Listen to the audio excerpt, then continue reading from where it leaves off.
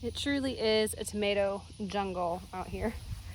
I'm out here picking because I am canning up stuff, and I'm also found a recipe to make ketchup using cherry tomatoes because I have such a plethora of cherry tomatoes. So I needed to find something to do with them. So I'm gonna try this ketchup recipe. Hopefully it'll turn out. I think it'll be pretty good. So I'm out here in the jungle.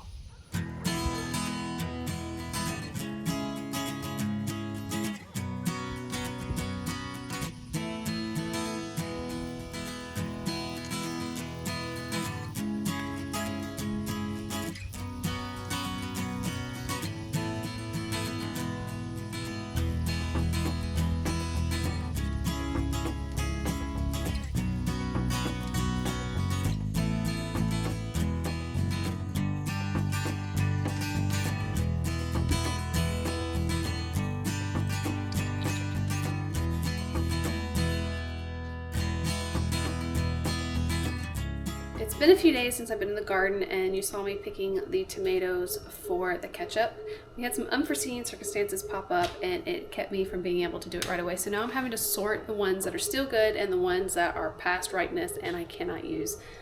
So right now I'm sorting them out. I've already got 2 pounds here, and I need 2 more pounds. So I'm going through my basket and picking out good ones here and tossing the other ones to the pigs. So let me finish sorting these out, and then we will get started on the ketchup.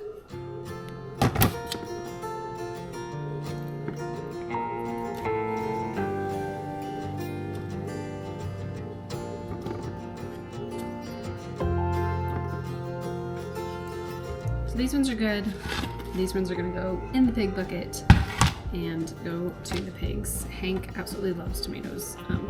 Pork can take it or leave it, but he'll enjoy them, and the chickens will probably get a few too. So let's get these washed up.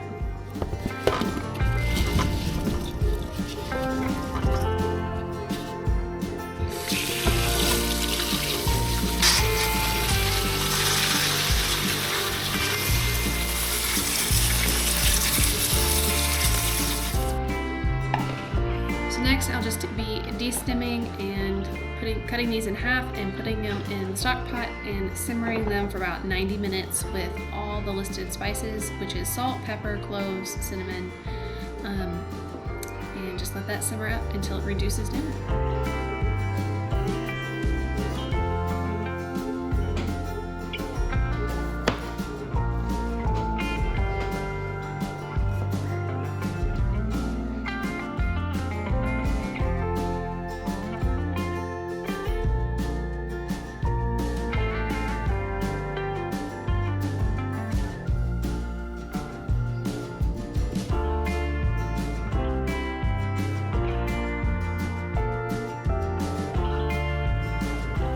So far, this recipe is pretty easy. There's just a lot of steps and a lot of dishes to be used between the washing and the cutting.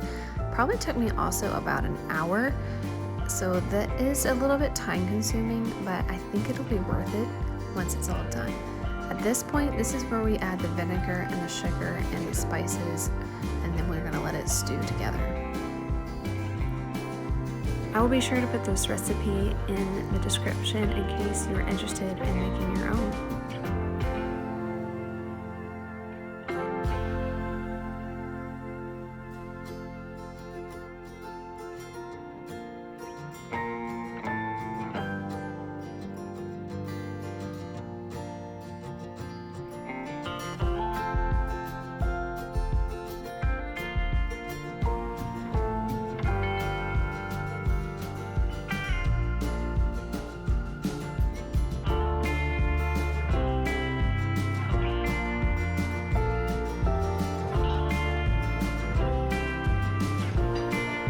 Recipe calls for putting this in the food processor.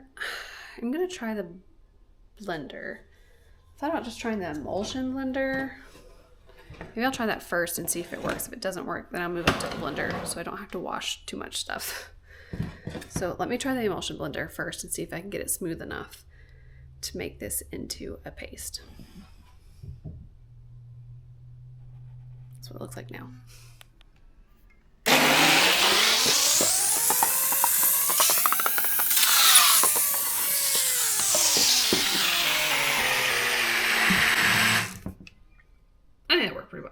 think I'm gonna go with that.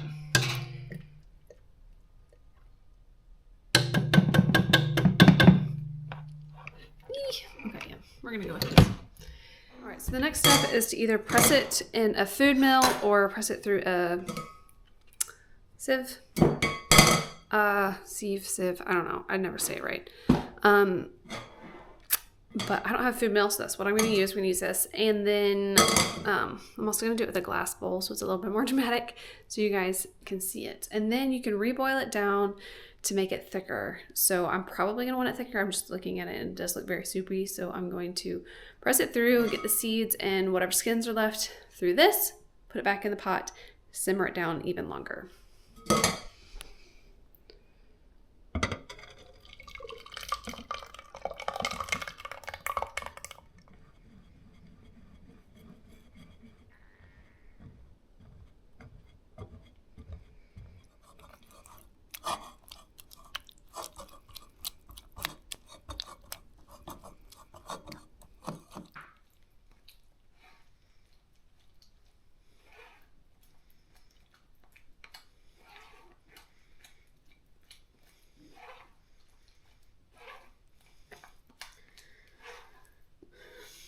Crazy.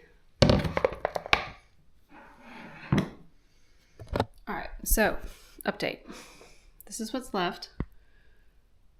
God, I've spilled water everywhere. Sorry.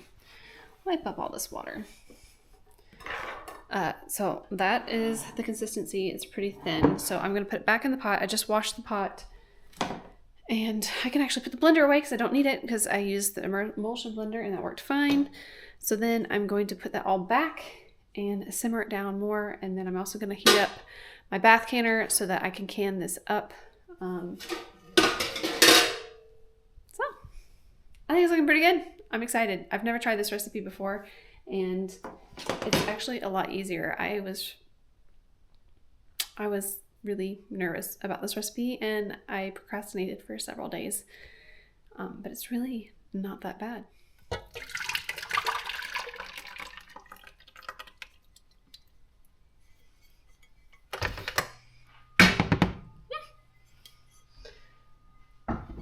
Now I am going to get a spoon. I want to taste this before we get much further.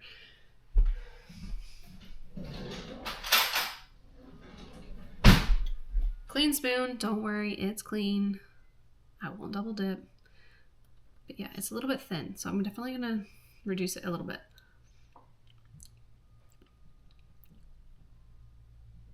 Tastes like ketchup. It's good, y'all.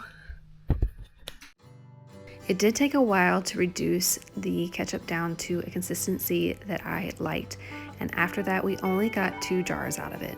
But it was still worth it to me because I didn't know what to do with all these cherry tomatoes and I didn't want to just be feeding them to the pigs. I wanted something that we could use. And now I have a product that we can use that the whole family likes, and so nothing is going to go to waste. Thanks for watching, and on the next episode we'll give you guys an update of the state of our garden.